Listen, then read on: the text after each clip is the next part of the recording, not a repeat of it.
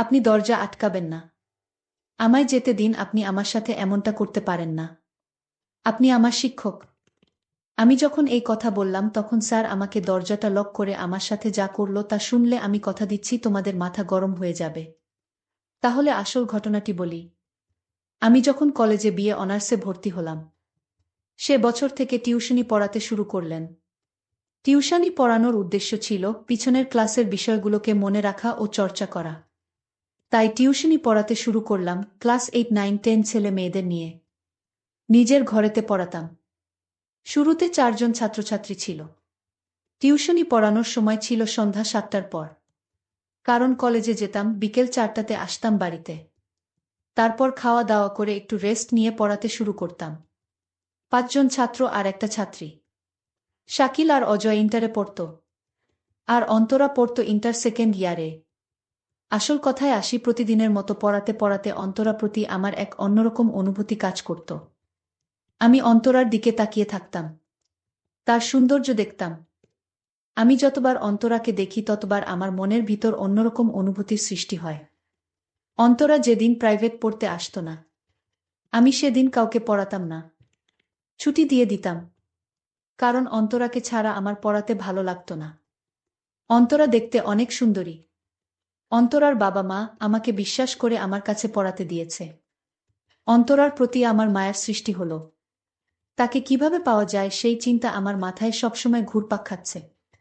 অন্তরা আমাকে দাদা বলে ডাকত। আমাকে বল, দাদা আজ ইংলিশ পড়াটা করে আসেনি। কথাটা শুনতেই আমি প্রচণ্ড রেগে গেলাম। ও আমার চোখে মুখে তাকিয়ে ভয় পেয়ে গেছিল, আমি বুঝতে পারছিলাম।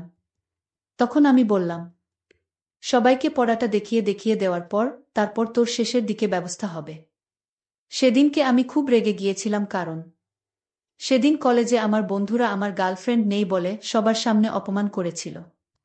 সেদিন সবাইকে ছুটি দিয়ে দিয়েছিলাম। শুধু অন্তরা একা বসেছিল।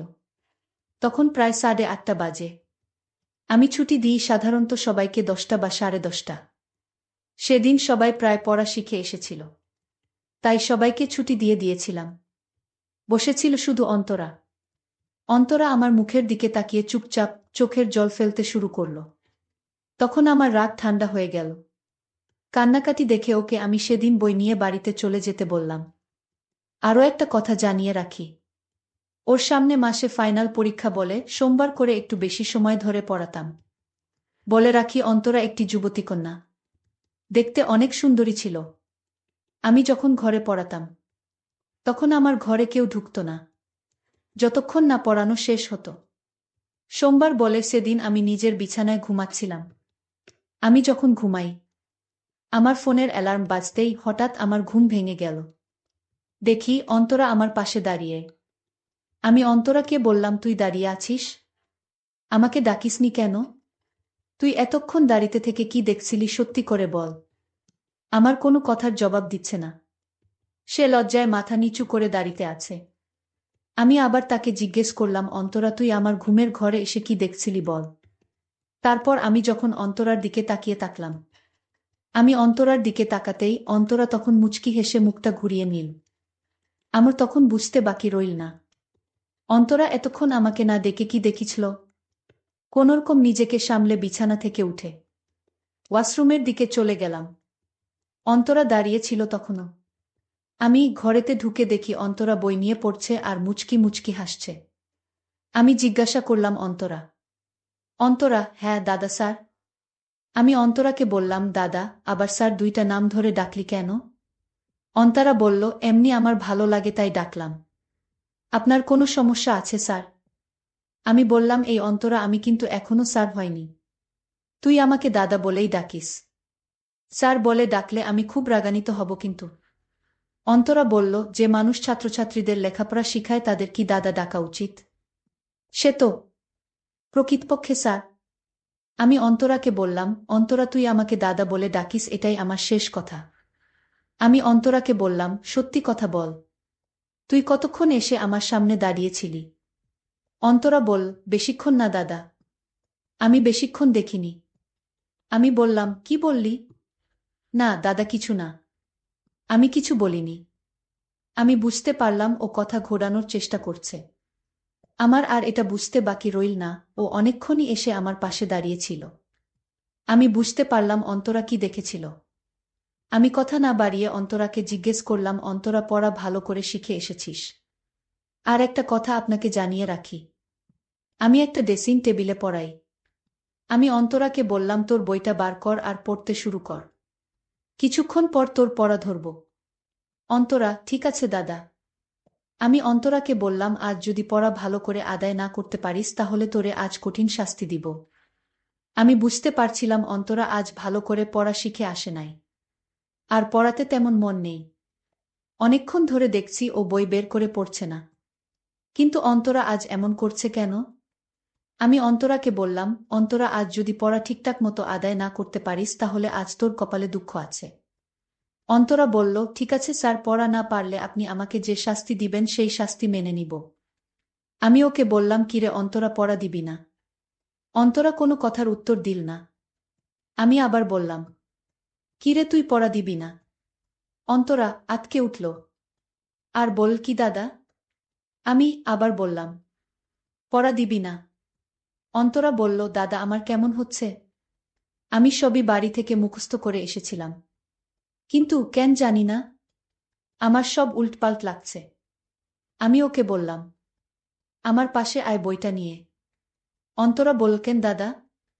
ও আমাকে বলল, আরে তুই আমার কাছে আয়, তারপর বুঝতে পারবে। অন্তরাও ভয়ে ভয়ে বইটা আমার পাশে নিয়ে আসলো।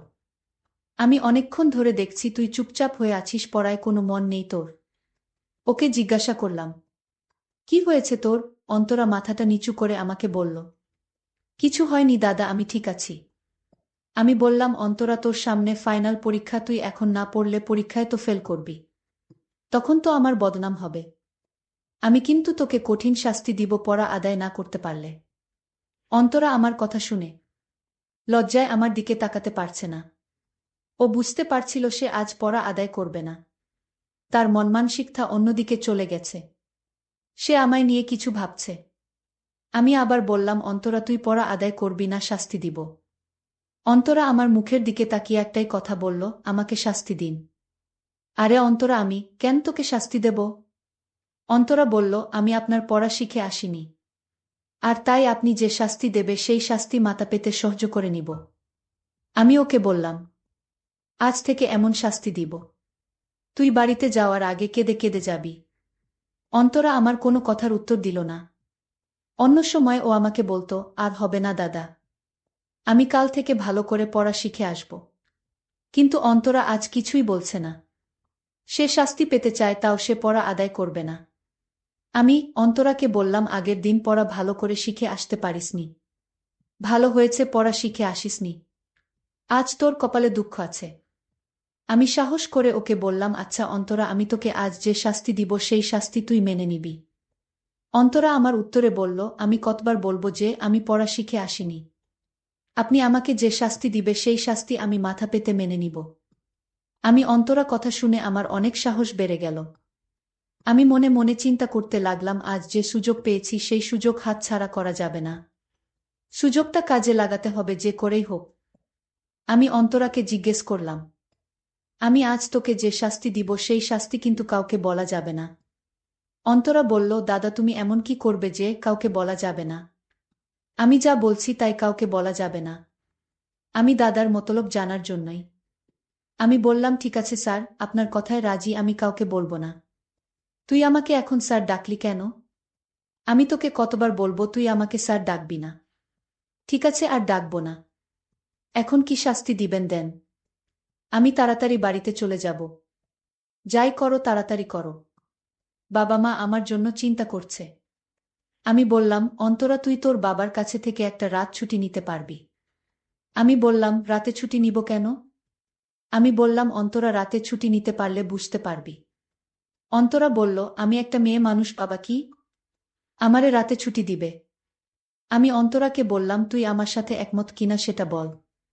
যদি রাতে আসতে তোর ইচ্ছা থাকে তাহলে আমি তোর ছুটির ব্যবস্থা করব, তোর বাবাকে বলে। অন্তরা বলল, আমার কোনো সমস্যা নাই, আপনি যদি আমার বাবার কাছে থেকে ছুটি নিতে পারেন।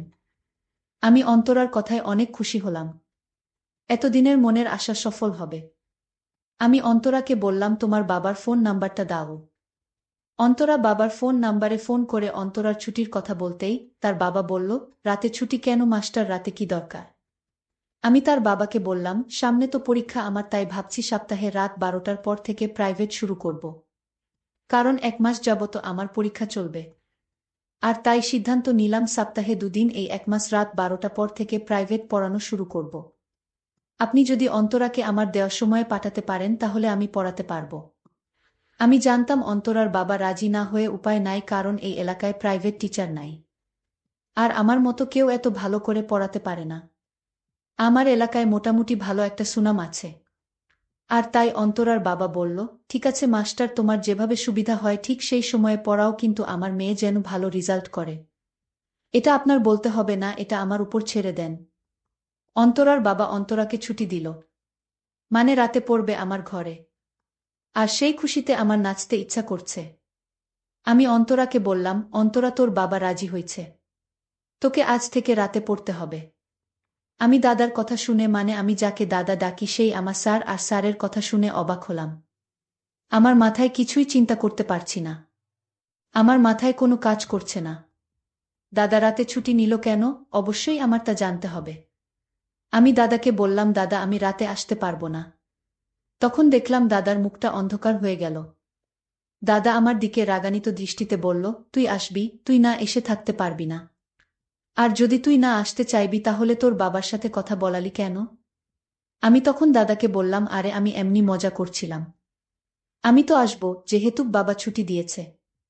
এই কথা শুনে দাদা আবার মুখের হাসির ছায়া ফুটে উঠেছে। আমি বললাম, দাদা আমি এখন বাড়িতে যাই, রাতে তো দেখা হবে। ঠিক আছে অন্তরা, তুই এখন বাড়িতে যা, তুই রাতে আসিস। দাদা আমায় পিছন থেকে ডাক দিয়ে বলল, এই অন্তরা রাতের সাথে করে গণিত আর ইংরেজি বই নিয়ে আসিস। আমি বললাম, ঠিক আছে। আমি এক হতাশার মধ্যে পড়ে গেলাম। আজ অন্তরা আসবে কিভাবে, কি শুরু করব কিছুই বুঝতে পারছি না।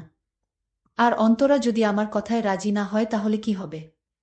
আমি এসব ভাবতে ভাবতে হঠাৎ দেখি অন্তরা এসে হাজির। আরে অন্তরা, তুই কখন আসলি? তুই রাতে একা একা চলে আসলি, ভয় করলো না তোর? অন্তরা বলল, আমি কোনো কিছুরে ভয় পাই না। ওরে বাবা, কি বলে মেয়ে, ও নাকি কোনো কিছুরে ভয় পায় না? আমি তার কথা শুনে অবাক হলাম। ঠিক আছে, এখন আমার কাছে বইটা নিয়ে আয়, তোরে পড়া শিখায়। তারপর হবে তোর শাস্তি। অন্তরা তখন রাগ হয়ে বলল, আমি শাস্তি পেতে চাই আগে, তারপর পড়া শিখব। তার আগে আমি বই পড়তে পারবো না।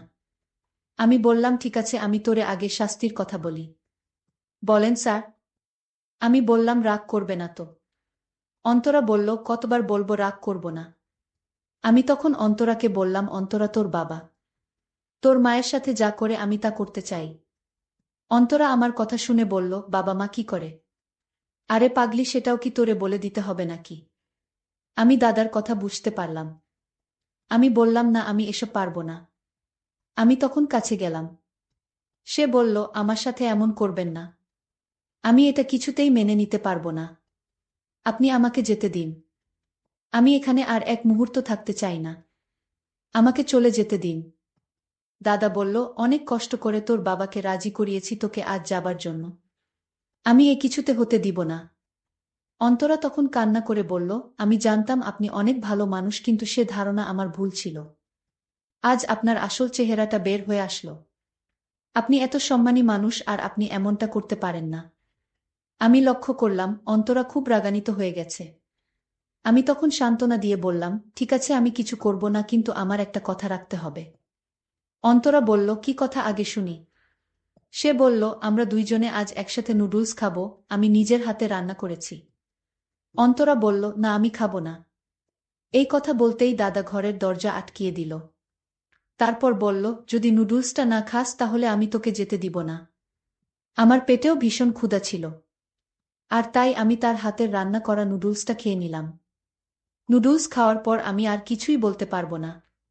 আমি সকালে বুঝতে পারলাম আমার মূল্যবান সম্পদ চুরি হয়ে গেল। দাদা আমার মূল্যবান সম্পদ চুরি করে নিল। বন্ধুরা, আমি তোমাদের হাসি খুশি রাখার জন্য কষ্ট করে গল্প তৈরি করি। যদি গল্পটি ভালো লাগে তাহলে অবশ্যই চ্যানেলটি সাবস্ক্রাইব করে পাশে থাকবেন। ধন্যবাদ।